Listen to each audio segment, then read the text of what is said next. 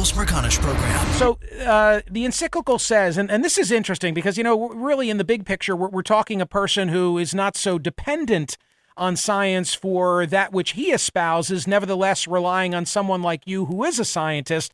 And so I highlighted this paragraph. He said, I'm well aware that in the areas of politics and philosophy, there are those who firmly reject the idea of a creator or consider it irrelevant and consequently dismiss as irrational the rich contribution which religions can make towards an integral ecology and the full development of humanity. And here's the key part, at least according to me. Others view religion simply as a subculture to be tolerated. Nonetheless, science and religion, with their distinctive approaches to understanding reality, can enter into an intense dialogue fruitful for both. To which Michael Mann says, yes, I say amen.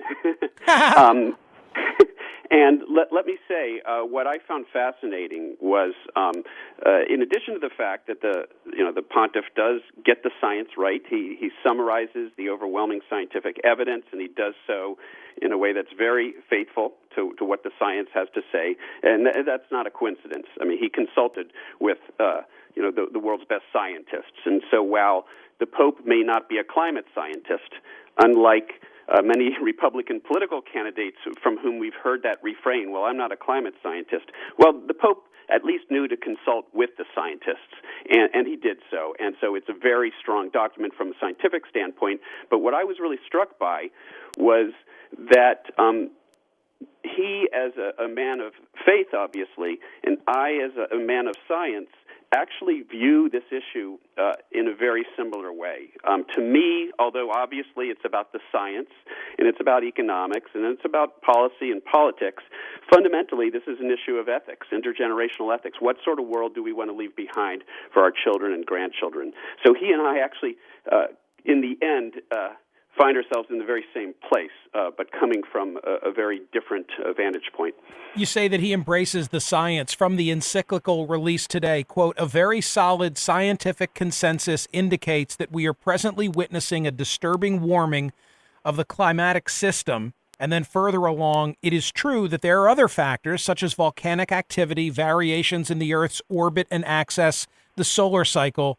Yet a number of scientific studies indicate that most global warming in recent decades is due to the great concentration of greenhouse gases, carbon dioxide, methane, nitrogen oxides, and others, released mainly as a result of human activity. I'm sure it comforted you to see him say it that clearly.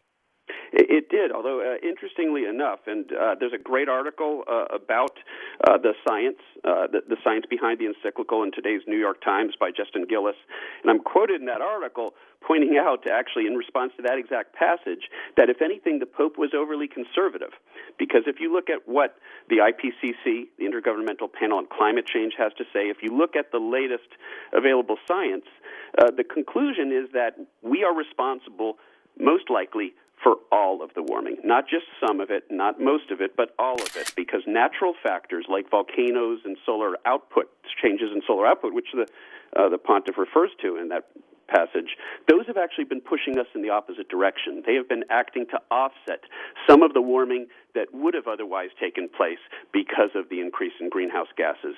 So, if anything, ironically enough, the Pope has weighed in conservatively on the science.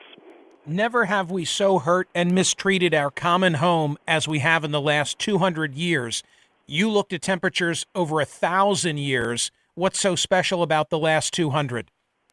Yeah, well, what's so special is that we are engaged in an uncontrolled and unprecedented experiment with the one planet that we have, with creation, as the Pope would probably say. And there is literally no evidence of any changes in the composition of the atmosphere and the response of the climate to that change, the change in greenhouse gas concentrations. There's just, if you look back in the geological record, there is no evidence of any changes as rapid as the changes that are taking place right now. And we know those changes are due to us.